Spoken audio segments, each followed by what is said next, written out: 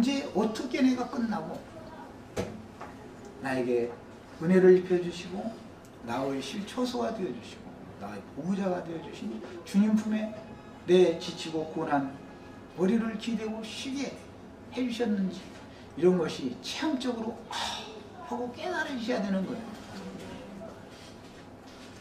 자, 그래서 내게 은혜를 베푸시며 돌아오시나이까 라고 이제 했는데 다른 번역에서는 권고, 동일한 단어를 권고한다, 권고하셨다 이렇게 되어 있고 그 문자적인 뜻은 존중하다, 중시하다, 깊이 생각하다 이런 뜻입니다.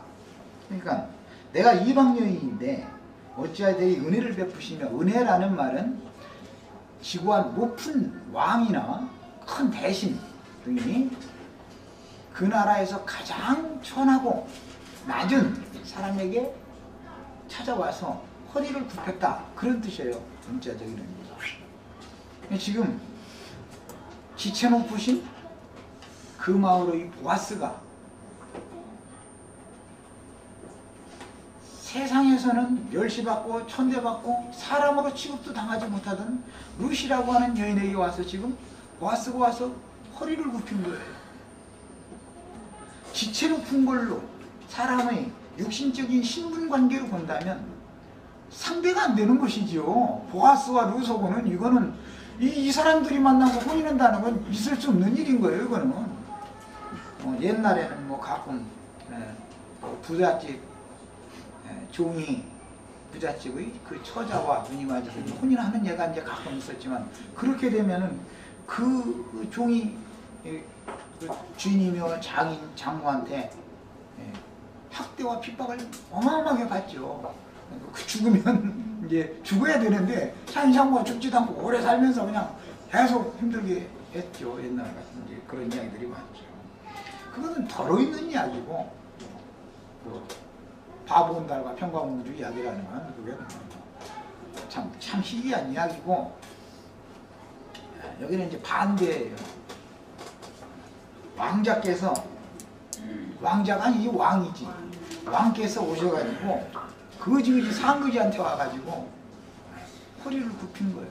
이게 은혜를. 그러니까는 이방 여인을 당신이 어찌하여 되게 오셔서 허리를 굽히셨습니까? 이 말이에요. 이거 있을 수 없는 일을 지금 벌어지고 있는 거거든요. 뿐만 아니라 돌아오셨나이까. 나 같은 자가 무엇길래 나를 존중히 여기셨습니까? 나를 권고하여 돌아오십니까? 이 말인데, 나 같은 사람을 중시하십니까? 나 같은 사람을 깊이 생각하십니까? 이 말이에요. 이게 원문의 뜻이에요. 이제 이런 은혜를 다 받은 체험들이 다 있으실 거예요. 크든 적든 불분명하든 분명하든 오늘 그 대신 오늘은 분명해지셔야 되겠어요. 지금까지 불분명하셨을지라도 오늘 이런 말씀을 통해서 우주 만물의 창조자이며 경영자이며 모든 죄인들을 최종적으로 심판하고 그 눈앞에 은혜를 입은 사람들을 영생의 처소인 당신의 왕국에 백성으로 삼으실 뿐 아니라 그 중에서도 신녀로만 삼는 것이 아니라 왕궁에 데려다가 왕비로 삼아주시려고 나 같은 죄인, 나같이 아무것도 아닌 미물만도 못한 나 같은 죄인을 찾아뵈서 주님이 허리를 굽히시고 나 같은 이런 아무것도 아닌 자를 존중해 보시고 중시하여 보시고 깊이 생각하시고 이렇게 하신 은혜가 얼마나 큰가, 이것을 이 인상이 깊으셔야 돼요. 첫인상이 깊어야만 나중에 배도를 하지 않는 겁니다. 상황이 바꿔지면 사람들이 신앙에서 배도자의 길을 가고 자꾸 눈을 다른 곳으로 돌리고 하게 되는 수가 있어. 신앙이라는 늘 시험이니까. 처음 만남이 너무너무 감격적이고 그 은혜가 너무 크면 절대로 배도를 할 수 없는 것이죠.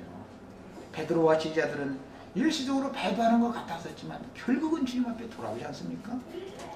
가룟 유다는 돌아오지 않습니다. 가룟 유다도 제자였습니다. 이런 걸 잘 생각을 해보시길 바랍니다.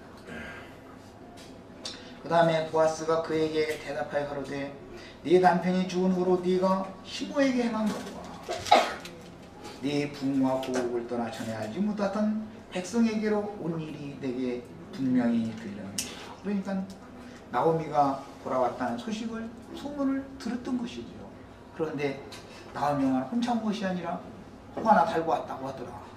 그 젊은 처자 참 너무너무 안 됐더라. 그 뭐 애기도 안 딸렸다고 못 보니까 그 초년아 똑같은데 지금 이게 저 우리나라 말로 그 청산과부라고 그러는데 이거는 제가 말로는 어떻게 표현을 할 수 없는 이런 불쌍한 두 과부들이 지금 돌아온 이야기를 소문으로 들었던 거예요. 네. 보아스는 특히 나오미의 근족이니까, 엘리멜렉의 근족이니까 나오미가 돌아왔다는 것에 대해서 측은한 마음을 품고 귀담아 들었을 것이고, 그 며느리까지 왔다라는 말을 들었을 때 그 마음에 이미 내가 그 가정에 무언가 도움의 손길을 펴야 되겠다라고 이미 보아스는 마음을 먹고 있었지요. 당연히.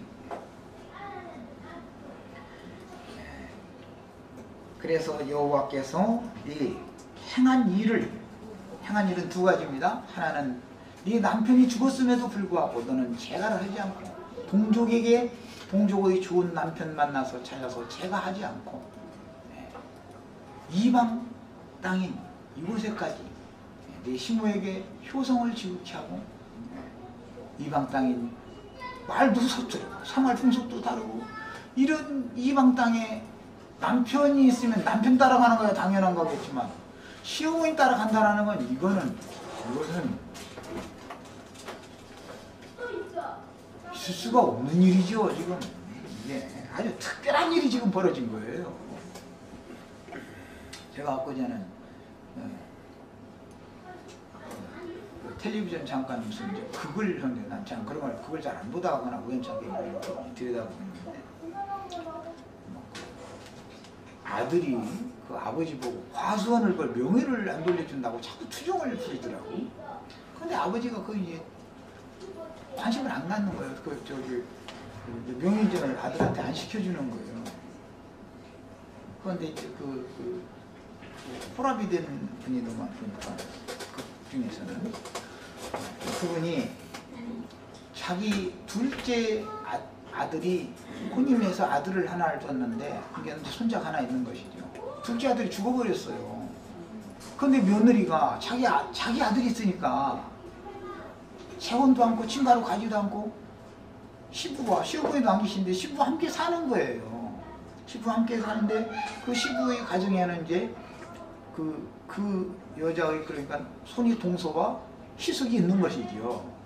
예, 손이 동서와 시숙은 아버지 재산을 자기한테 빨리 그 과손을 등기전을 해달라고 자꾸 틈만 나면 흐르는데 아버지는 관심을 안 갖는 그 말에. 그러니까 아들이 계속 싫어하더라고. 그런데 이제 나중에 그 호라비가 이제 늙은 사람인데 어떤 여자를 이제 좋아하게 됐어요. 그 집에 뭐 이렇게 자주 오게 된 어떤 사람이구나 보니까 무슨 차이론가 오게 됐는데 그 사람을 좋아하게 됐는데 둘이 앉아서 불안 얘기를 하는데 사실은 내가 작은 아들이 먼저 세상을 떠났고 며느리가 나와 함께 살고 있고 그 손자가 있는데 내 눈을 감기 전에 며느리가 돈이 필요하면은 시수한테 가서 손을 벌릴 수는 없지 않냐. 나한테 뭐가 필요하다고 말하는 것은 그래도 쉽지 않겠는가. 내 손자니까 이건 어차피 내 자식이니까. 그래서 그걸 다 잘할 때까지는 명의전을 해주지 않으려고 내가 이것을 주고 있는 것이 내가 무슨 욕심을 이런 것이 아니다. 이제 이런 얘기를 하는데 가만히 들어보면 그래. 어른이 뭔가 다르단 말이야. 생각하는 게 다른 거예요. 장자가 졸으니까 귀찮으니까 아이고 난 이런 것에 사실